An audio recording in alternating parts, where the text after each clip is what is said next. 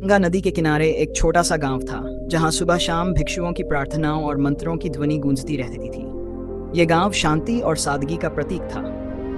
वहीं गांव के एक कोने में स्थित एक बौद्ध मठ था, जहां शांतनु नाम का एक युवा भिक्षु ध्यान और साधना में लगा रहता था। शांतनु का मन संसार से हटकर आध्यात्मिकता और शांति की खोज में लगा रहता था। शांतनु के जीवन में सब कुछ सामान्य था, जब तक कि एक दिन गांव में एक नई औरत का आगमन नहीं हुआ।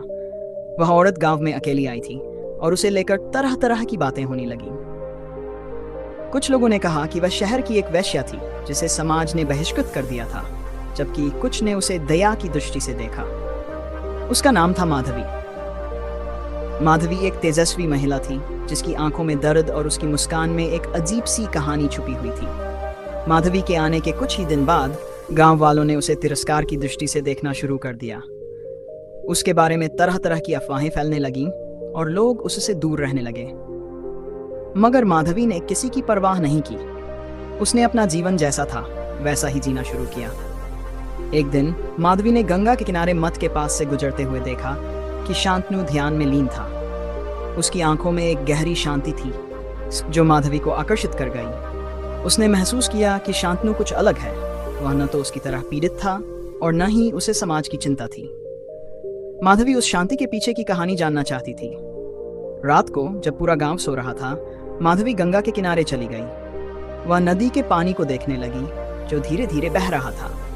उसकी आंखों में आंसू थे, जो उसके जीवन के संघर्ष और दर्द की कहानी कह रहे थे। तभी पीछे से एक धीमी आवाज आई, तुम्हारी आंखों में इतनी पीड़ा क्यों है? माधवी ने मुड़कर देखा तो शांतनु खड़ा था। उसने हल्की मुस्कान के साथ कहा, तुम एक भिक्षु हो, तुम्हें मेरे जीवन की पीड़ा से क्या? शांतनु ने शांत भाव से उत्तर दिया, हर जीवित प्राणी का दर्द हमारे जीवन का हिस्सा होता है। मैं तुम्हारी मदद नहीं कर सकता, लेकिन सुन सकता हूं। माधवी ने उसकी आंखों में झांका और कुछ क्षणों के लिए चुप रही। फिर उसने धीरे धीरे अपनी कहानी बतानी शुरू की। उसने बताया कि कैसे वह गरीबी और मजबूरियों के चलते इस जीवन में फंसी। उसके पास कोई विकल्प नहीं था और समाज ने उसे इस जीवन के लिए दोषी ठहराया। उसकी आंखों में आंसू आ गए, लेकिन शांतनु ने उसकी बात बिना किसी निर्णय के सुनी। शांतनु ने कहा, दुख और कष्ट जीवन का एक हिस्सा है, लेकिन तुम इस दर्द से मुक्त हो सकती हो। खुद को क्षमा करना और एक नया मार्ग चुनना कठिन है, लेकिन यह संभव है। माधवी ने पहली बार किसी से यह सुना था। उसकी आंखों में उम्मीद की किरण जाग उठी, लेकिन उसने कहा, यह दुनिया मुझे कभी नहीं माफ करेगी, फिर मैं खुद को कैसे माफ कर सकती हूँ? शांतनु ने मुस्कुराते हुए कहा, यह संसार तुम्हारे भीतर नहीं है। माफी बाहर से नहीं, भीतर से शुरू होती है। ये शब्द माधवी के दिल को छू गए। उसने पहली बार महसूस किया कि शायद उसके जीवन में एक नया रास्ता हो सकता है। उस रात के बाद माधवी अक्सर शांतनु से मिलने लगी। वह उससे जीवन के गहरे सवाल पूछती और शांतनु बिना किसी पूर्वाग्रह के उसके सवालों का जवाब देता। माधवी और शांतनु के बीच धीरे धीरे एक अद्भुत संवाद का सिलसिला शुरू हो गया। माधवी अक्सर शांतनु से मिलने गंगा के किनारे जाती। वे दोनों वहां बैठते और जीवन के गहरे सवालों पर चर्चा करते। माधवी के लिए यह क्षण बहुत मूल्यवान हो गए थे, क्योंकि पहली बार किसी ने उसके अस्तित्व को महत्व दिया था, उसकी बातों को सुना था। एक दिन माधवी ने शांतनु से पूछा, तुम्हारा जीवन इतना शांतिपूर्ण कैसे है? तुम कैसे बिना किसी पीड़ा के इस संसार में रह सकते हो? शांतनु ने थोड़ी देर तक मौन रहकर कहा, पीड़ा से मुक्त होने का अर्थ ये नहीं है कि कोई पीड़ा को महसूस नहीं करता। ये उस पीड़ा को समझने और उसे स्वीकार करने की क्षमता है, जो व्यक्ति को शांत बनाती है।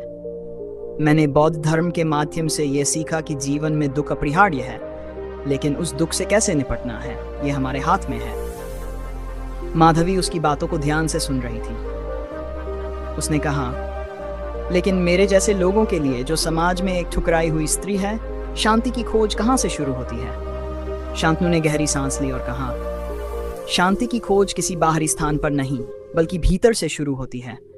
जब तक हम अपने भीतर के दुख और गुस्से को छोड़ नहीं देते, तब तक बाहरी शांति हमें नहीं मिल सकती। तुम जिस पीड़ा को अपने साथ ढो रही हो, उसे छोड़ने का समय आ गया है। माधवी ने अपनी आंखों में आंसू भरते हुए कहा, लेकिन यह इतना आसान नहीं है। मैं अपने अतीत को कैसे भूल सकती हूँ? शांतनु ने उसकी आंखों में देखकर कहा, अतीत को भूलने की आवश्यकता नहीं है। उसे स्वीकार करो, उसे अपना हिस्सा बनाओ और उससे सीख लो, लेकिन उसे अपने ऊपर हावी मत होने दो। माधवी के लिए यह सब कुछ नया था। वह हमेशा अपने अतीत से भागने की कोशिश करती रही थी, लेकिन अब उसे समझ में आया कि भागने से कुछ नहीं बदलता। उसे अपने अतीत का सामना करना था। उसने धीरे धीरे अपनी आंतरिक पीड़ा को समझने की कोशिश की, लेकिन यह प्रक्रिया कठिन थी। माधवी ने महसूस किया कि उसकी सोच बदलने लगी थी। वह अब खुद को पहले से अधिक स्पष्ट और मुक्त महसूस करने लगी थी। उसे अब समाज के तिरस्कार की उतनी चिंता नहीं थी जितनी पहले थी। उसका ध्यान अब इस बात पर था कि वह अपनी आत्मा को कैसे शुद्ध कर सकती है। एक दिन उसने शांतनु से पूछा, क्या यह संभव है कि मैं भी किसी दिन तुम्हारी तरह शांति पा सकूं? शांतनु ने मुस्कुराते हुए कहा, शांति पाने के लिए किसी खास जगह या स्थिति की जरूरत नहीं होती। यह हमारे भीतर की एक अवस्था है। अगर तुम अपने भीतर की अशांति को समझने और उसे दूर करने का प्रयास करोगी तो शांति तुम्हारे पास आ जाएगी। माधवी को अब यह बात समझ में आने लगी थी। उसने अपने जीवन में पहली बार ध्यान करना शुरू किया। हर दिन वह गंगा के किनारे बैठती, अपनी आंखें बंद करती और अपने भीतर की आवाज को सुनने की कोशिश करती। यह सफर लंबा था, लेकिन उसने धैर्य नहीं खोया। धीरे धीरे माधवी ने अपने भीतर एक नई शक्ति का अनुभव किया। वह अब पहले की तरह कमजोर और असहाय महसूस नहीं करती थी। उसने महसूस किया कि वह अपने जीवन को खुद बदल सकती है। उसे अब अपने अतीत से नफरत नहीं थी, बल्कि उसने उसे स्वीकार कर लिया था। लेकिन समाज ने अभी भी उसे पूरी तरह से स्वीकार नहीं किया था। लोग उसे अब भी तिरस्कार की दृष्टि से देखते थे, लेकिन माधवी अब इन बातों की परवाह नहीं करती थी। उसे अब यह समझ आ गया था कि उसकी शांति दूसरों के नजरिए पर निर्भर नहीं करती। माधवी के जीवन में एक गहरा परिवर्तन आ चुका था, लेकिन समाज ने उसे अब भी उसी नजर से देखा जैसा पहले देखता था। गांव में लोग अब भी उसे घृणा की दृष्टि से देखते और उसे अजीब नामों से बुलाते थे। मगर अब माधवी इन बातों से प्रभावित नहीं होती थी। वह अब अपनी आंतरिक शांति पर ध्यान केंद्रित कर चुकी थी। एक दिन गांव के कुछ लोग मठ के पास एकत्र हुए। वे भिक्षु शांतनु के साथ बातचीत करना चाहते थे। उन्हें यह अच्छा नहीं लग रहा था कि शांतनु एक वेश्या के साथ समय बिता रहा था। गांव के मुखिया ने कहा, भिक्षु शांतनु, हमें तुम्हारा ज्ञान और साधना का मार्ग पसंद है, लेकिन तुम्हारा एक वेश्या के साथ इस तरह का संबंध रखना उचित नहीं है। तुम जैसे आदरणीय भिक्षु को समाज के नियमों का पालन करना चाहिए। शांतनु ने शांत भाव से उत्तर दिया, माधवी कोई वेश्या नहीं है, वह एक मानव है और वह भी तुम्हारी तरह इस संसार में शांति और मुक्ति की खोज कर रही है। उसकी गलतियों को समझो और माफ करने की कोशिश करो। समाज का असली मापदंड यही होना चाहिए कि हम दूसरों को कैसे देखते हैं और उनके जीवन में बदलाव लाने में किस तरह मदद करते हैं। मुखिया ने गुस्से में कहा, लेकिन समाज के नियम तोड़ने का क्या मतलब है? हमें एक सीमा तय करनी चाहिए। शांतनु ने अपनी बात स्पष्ट की, सीमाएं हमें भीतर की शांति की ओर नहीं ले जाती, बल्कि समाज को बंधनों में बांध देती हैं। अगर हम किसी को उसके अतीत के लिए हमेशा दोषी ठहराते रहेंगे तो उसे मुक्ति कैसे मिलेगी? असली मुक्ति समाज के बंधनों से नहीं, बल्कि हमारे दिलों से शुरू होती है। मुखिया और बाकी लोग चुप हो गए। उन्हें शांतनु के तर्क ने विचलित कर दिया था, लेकिन वे अभी भी माधवी को उसी रूप में देखने के आदी थे। गांव में यह चर्चा चारों ओर फैल गई कि शांतनु ने एक वेश्या के साथ रिश्ते को सही ठहराया था और लोग इस पर तरह तरह की बातें करने लगे। गांव में लोगों का विरोध बढ़ता जा रहा था। कुछ ने मठ पर जाकर शिकायत करने की योजना बनाई। कई लोग ये मानने लगे थे कि शांतनु का माधवी के साथ मिलना मिलाना समाज के आदर्शों के खिलाफ था। एक शाम को जब माधवी मठ के पास ध्यान कर रही थी, कुछ लोगों ने आकर उससे सवाल पूछना शुरू कर दिया। एक व्यक्ति ने चिल्लाकर कहा, तू यहाँ क्या कर रही है? तेरा काम तो शहर में जाकर लोगों का मनोरंजन करना है। माधवी ने इस बार चुप रहने के बजाय शांत लेकिन दृढ़ स्वर में कहा, मेरा अतीत मेरे जीवन का एक हिस्सा है, लेकिन मैं उससे अधिक हूँ। मुझे जो भी बनना था मैंने बन चुकी हूँ, लेकिन अब मैं अपने जीवन को नई दिशा में ले जा रही हूँ। क्या तुम अपने अतीत से भाग सकते हो? लोग उसकी बात सुनकर अचंभित थे। वे इस तरह के उत्तर की उम्मीद नहीं कर रहे थे। एक और आदमी ने कहा, तुम्हें कोई अधिकार नहीं है कि तुम हमारे मठ और भिक्षु के साथ समय बिताओ। तुम्हारा यहाँ कोई स्थान नहीं है। इस बार शांतनु सामने आया। उसने गंभीर स्वर में कहा, हर व्यक्ति का जीवन एक यात्रा है और हम सब उसमें अपने अपने अनुभवों के आधार पर निर्णय लेते हैं। लेकिन यदि हम किसी की गलतियों को उसकी पूरी पहचान बना लें, तो हम सब बंधनों में ही जी रहे होंगे। हमें उसे उसकी वर्तमान स्थिति और भविष्य के लिए देखना चाहिए, न कि सिर्फ उसके अतीत के लिए। गांव वालों को शांतनु की बातें समझ नहीं आ रही थी। वे अपने सामाजिक ढांचे और नियमों में फंसे हुए थे, मगर फिर भी कुछ लोग सोचने पर मजबूर हो गए थे। वे पहली बार माधवी को एक नई दृष्टि से देखने लगे थे, उसकी आत्मा की तलाश और उसकी आंतरिक शांति की यात्रा के रूप में। गांव वालों के मन में अब एक गहरा विरोध पैदा हो चुका था। वे शांतनु और माधवी को एक बड़ी चुनौती के रूप में देखने लगे थे। गांव में यह चर्चा जोर पकड़ने लगी कि अगर इस तरह का आचरण माफ कर दिया गया तो समाज के नैतिक ढांचे पर बुरा असर पड़ेगा। लोग इस बात से नाराज थे कि एक साधारण वेश्या को मठ में प्रवेश की अनुमति मिल रही थी, और सबसे बड़ा झटका तो यह था कि गांव के सबसे आदरणीय भिक्षु ने उसका समर्थन किया था। कुछ दिनों बाद गांव के प्रमुख लोगों ने मठ पर आक्रमण करने का निर्णय लिया। वे वहां गए और मठ के द्वार पर इकट्ठे हो गए। उनके हाथों में डंडे और पत्थर थे और उनके चेहरे पर क्रोध की लहरें साफ दिखाई दे रही थीं। मुखिया ने मठ के दरवाजे पर खड़े होकर चिल्लाया, भिक्षु शांतनु, बाहर आओ।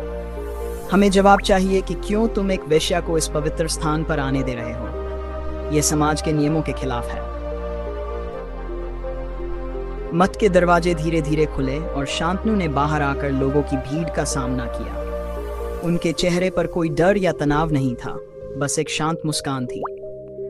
उन्होंने मुखिया से कहा, क्या तुम्हारे अंदर एक पल के लिए भी यह सोचने की जगह है कि कोई व्यक्ति अपनी गलतियों से सीख सकता है और एक नया जीवन शुरू कर सकता है? मुखिया ने गुस्से में कहा, तुम्हारी बातें सिर्फ शब्द हैं। यह गांव हमारे परंपराओं पर आधारित है और परंपराओं के खिलाफ जाने वाले को सजा मिलनी चाहिए।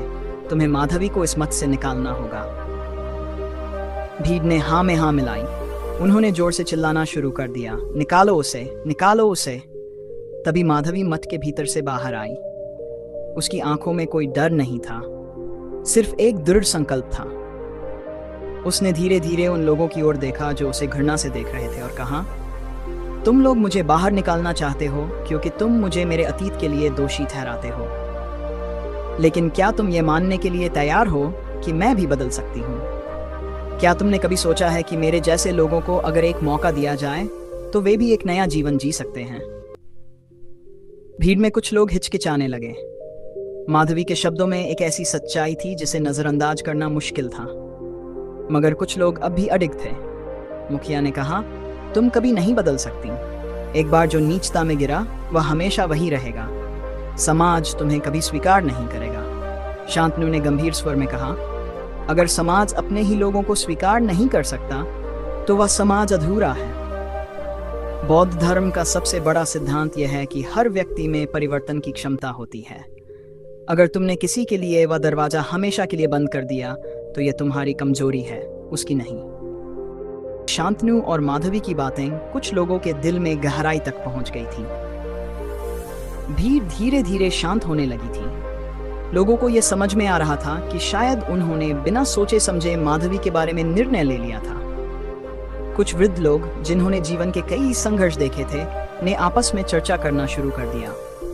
एक बुजुर्ग व्यक्ति जिसने अब तक चुपचाप खड़ा था आगे आया और मुखिया से कहा, हमने जीवन में बहुत कुछ देखा है और शायद यह सही समय है कि हम अपने समाज के उन लोगों को भी एक अवसर दें जो खुद को बदलना चाहते हैं।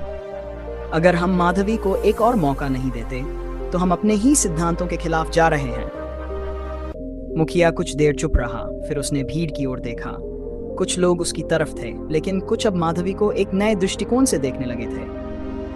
उसने अपनी आवाज नीची करते हुए कहा, तुम्हारी बातों में दम है, लेकिन यह निर्णय आसान नहीं है। हम सभी को मिलकर यह फैसला करना होगा कि क्या हम अपने समाज में बदलाव को स्वीकार करने के लिए तैयार हैं।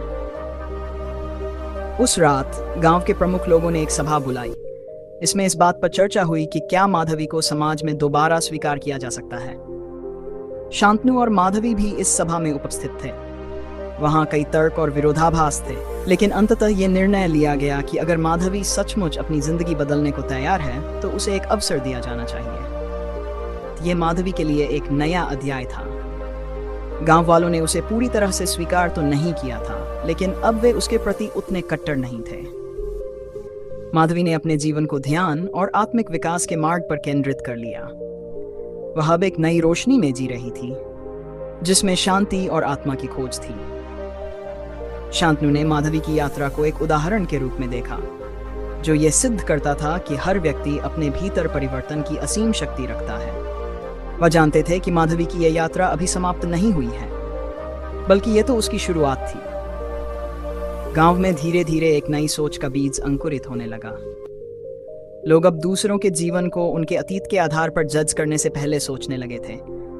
उन्होंने यह सीखा था कि हर किसी को दूसरा मौका मिलना चाहिए, और समाज की सच्ची मजबूती इसी में है कि वह अपने कमजोर और टूटे हुए लोगों को भी सहारा दे सके। माधवी अब अकेली नहीं थी। उसका अतीत भले ही उसके साथ था, लेकिन उसने अब अपने भविष्य को नई दिशा में मोड़ दिया था। और शांतनु, जो उसका मार्गदर्शक था, उसकी इस यात्रा का साथी बना रहा। यह कहानी एक ऐसे संघर्ष की थी जो समाज की धारणाओं और व्यक्तिगत आत्मा की मुक्ति के बीच था। माधवी और शांतनु ने यह सिद्ध किया कि शांति और मुक्ति सिर्फ मंदिरों और मठों में नहीं पाई जाती, बल्कि वह हर उस इंसान के भीतर है जो अपने भीतर झांकने का साहस करता है। समाज चाहे कितना भी सख्त हो, लेकिन हर व्यक्ति में बदलाव की संभावना होती है, और यह बदलाव ही समाज को बेहतर बनाता है। माधवी की यात्रा इस बात का प्रतीक थी कि कोई व्यक्ति अपनी आत्मा की गहराइयों में जाकर अपने जीवन को बदल सकता है।